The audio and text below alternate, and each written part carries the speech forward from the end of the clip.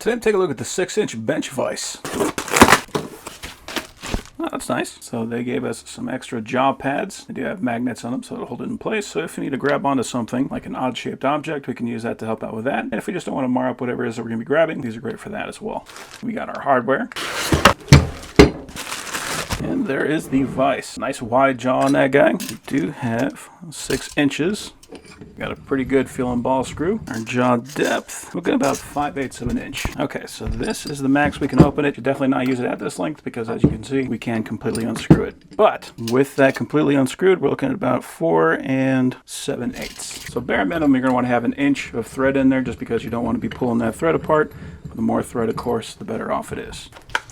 Oh, that's nice. So we also have some aluminum jaws. So if whatever you're working on is going to be a little bit too tough for this, we can still make it softer, but still strong enough to handle most tasks. And if we look close, we can see that we do have a diamond pattern there on the steel. We do also have some bolts, so if we ever need to take those jaws off, we could do that. So here is our base.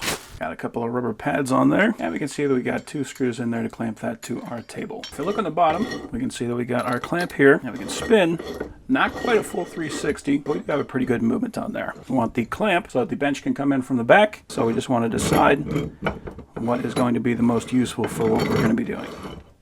So I'm going to clamp it just like that. You can see that this hole is threaded. We have got 4 long bolts and we got 4 short bolts. I don't want the bolt to be sticking out the bottom and scraping up my bench, so I'm using the short bolts. If you want to permanently mount to your bench, then we can just drill a hole through the bench and use the long bolts.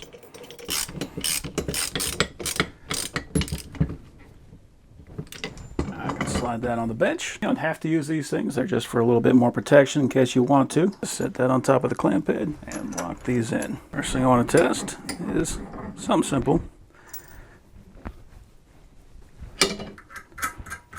Just want to make sure it can grab and hold. Oh.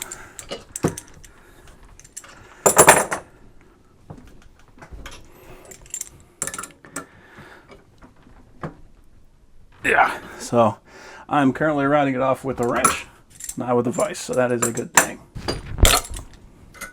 So what I plan on using this for, you can see I've got a crucible here, and I want to melt this soda can, but it does not fit. They do make can crushers, and those work pretty well, but it still does not fit. So my goal is to completely flatten it, and usually when I do this, I kind of fold the sides in and then fold it lengthways, and that just makes it easier to bend. So I'm just going to test and see if I can do it just like this.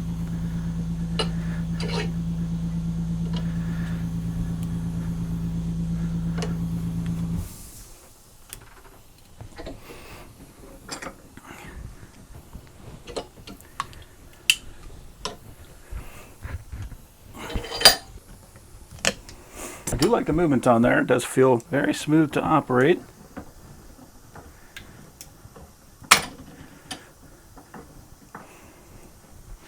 I think having that 6-inch jaw really does help when things start trying to jump around.